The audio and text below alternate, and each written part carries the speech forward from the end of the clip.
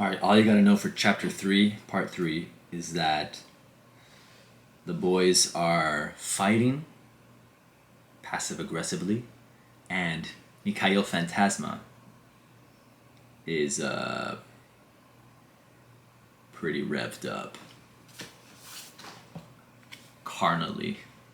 And that explains a lot of what is about to happen when we hear, "Hello there!" It was the big man from the bottom bunk. Could tell by his hair. He wasn't as muscular as I had imagined. He was just big. "What's up?" I said, shirtless and in a hurry. "I'm from Namibia," he proclaimed. "Where's that?" "Next to South Africa. I was here in attendance for the conference at the..." "I've heard a lot about that. What was it about anyway?" "You don't know where my country is?" "No, what was the conference about?" The big man couldn't answer in time before the alarm of his wristwatch went off. My, he said, "I am very late." He pulled out his carry-on suitcase from his locker and unzipped it. "Here," he said, pulling out a large bottle of pink liquid. "Take this rosé. I cannot take it with me on the airplane. You may have it." I thanked the man and took it. "And here," he said, reaching for his coat, for his jacket pocket. "This is my card. Let me know if you are ever in Namibia." He winked and ran off to catch his flight, while I ran into the restroom. Rick woke up. I considered talking to him about what had happened the night before, but I saw he was in too good a mood. So I let it slide and figured my emotions would iron themselves out. I had more urgent things to take care of anyway, like the rosé. Wanting to save it for the next day's train ride into Bern, I stowed it behind a pound of leftover pasta in the hostel refrigerator. The plan was to take a train into France and then a bus into Chamonix-Mont-Blanc. We got on the train and headed west, back towards where we had come from. But then all of a sudden we headed back east. It didn't make sense. The train zigzagged back and forth till 3 hours had gone by, and we had only made a horizontal distance of about 100 kilometers. At first we figured we had jumped on the wrong train, made a wrong transfer. But then we remembered we had bought the cheapest tickets available, which made us wonder what the actual cost of riding was if we took into account lost time. Eventually we hopped off that silly ride and hurried onto a bus. They only accepted hard cash, but Alex didn't have any. Luckily, the bob-haired girl with the cash box at the front of the bus led him on without much hassle, saying he could take out some monies at the Chamonix bus station's ATM. Rick intervened and said Alex would need no such machine, pulled out a few colored rolls of paper, and spotted Alex. I watched. The delicate snow-capped mountains seemed to brush against one another, tip to tip, higher and higher, the deeper into the Alps we went. It was all natural, so green and rocky and frosted, with the thinnest layer of graphite sketching the mist up above. "Bet the air here is as clean as Christmas," Rick said. The windows were dropped.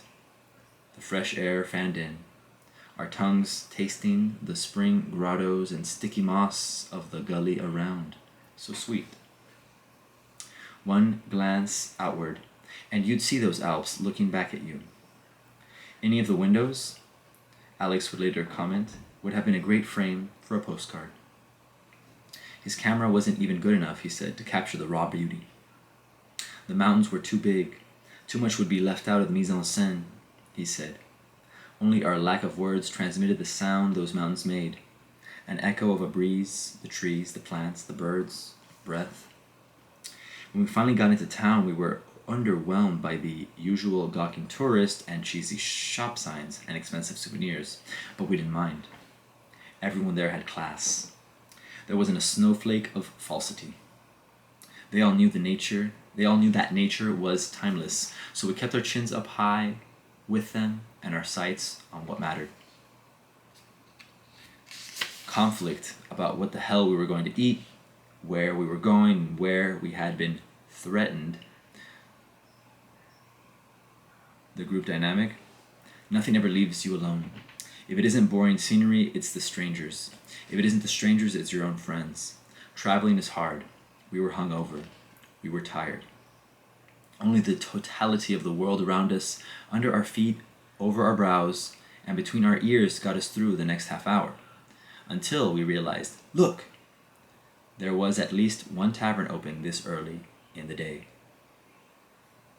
Our stomachs grumbled. Let's go in. The wooden door creaked upon opening.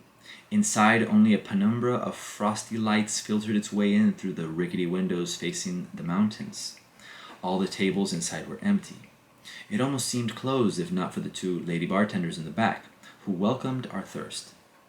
Our appetite, too, was excuse enough to tap the kitchen in the back, and before we knew it, we were mouths deep in a bowl of hot onion soup and savory conversation. One of the bartenders was this rough, tough, blonde 40-something. She had been up and down her fair share of ski slopes. The other bartender, blonde but not as rugged, serviced the three of us for the both of them. She warmed our bellies, offered us beer after beer. Only after completely satisfying our bodily needs did any of us think to bring up the boring questions. Where are you from? She was neither Swiss nor French, but American. Her name was Ida, and she was taking online classes while finishing her philosophy thesis for graduate school. Intelligence oozed out of her. Vocabulary words that her eyes had once swallowed now poured from those same eyes. Tall tales surged from the bottom of her gut and into the air to impress us. Point being, she was tight. After a 2-week paid vacation, hurrying up and down the Appalachian Trail, she told us, she had come to the realization that few things in life are as precious as personal happiness.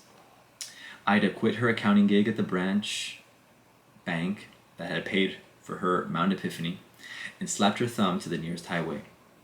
She even licked her thumb and showed us how she did it. Plop, just like that. Dazzling. For hours she offered us beers and dished out fries and cheese. Keep drinking the way you do, she answered Rick, who had asked her if she could cook us a fondue. And I'll call the owner right now to ask him to bring the cochon he's been fattening up all summer.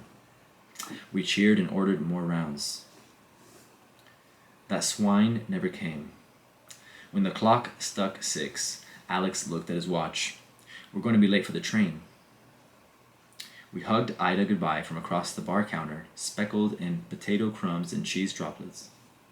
Before we swung open the door, I asked Ida to write down the name of her blog so we could continue the conversation down the road. She smiled and grabbed my pen from my chest pocket. When we got near the bus station, Rick shook his head. Why, he said, do you pretend like you will ever read her blog? We're never seeing her again. I should have punched him in the mouth then and there, especially considering what happened next. But Alex shouted something about us being late again, so we ran to the station and jumped on the last bus. There wasn't a line. Is this the bus that goes to Geneva? Alex asked the driver. From behind an unfolded newspaper, the driver replied with a grumble. Rick repeated Alex's question. The man hadn't lifted his gaze from his gazette, so much to the question as to his coffee mug. Pardon? Do you speak English? I asked. Oui. Are you going back to Geneva? No. The man pinched the next section of his paper, folded it over. I do not drive to Geneva. I drive to train station. That's right, Rick said, turning to us. Remember, guys, we transferred? We paid the man in cash again. Rick spotted Alex, and we got on. Not a single other occupant in the bus. It took some twists and turns, winding loops over a hill and through the gullies. All the while, light outside waned. The driver made a sharp right turn after about an hour, pulled up to an abandoned train station, and yanked on the parking brake. Last stop, he said. Alex, who had been sitting in his own seat, walked over to mine and stared out the window. Even Rick was stupefied. Last stop, the driver repeated. You here walk. It wasn't the same station as before. The front exit of the bus stretched farther. Wait, Rick called out, just as the bus driver had slapped the parking brake and closed the moving doors. We want to go to Geneva. The driver opened the doors and leaned out far enough for the last bit of daylight to shine off his lips. I say to you, my bus don't going to Geneva.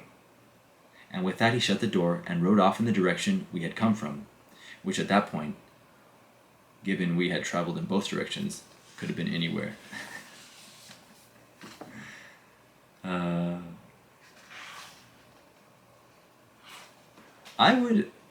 The chapter keeps going, but that image of the bus driver abandoning these three boys in the middle of nowhere is so powerful. I probably would have ended the chapter there if I were to re-edit this thing. So we're going to call that end of the first half of chapter 3. We're going to start a new video, and it'll be 3.5. I promise it's worth it.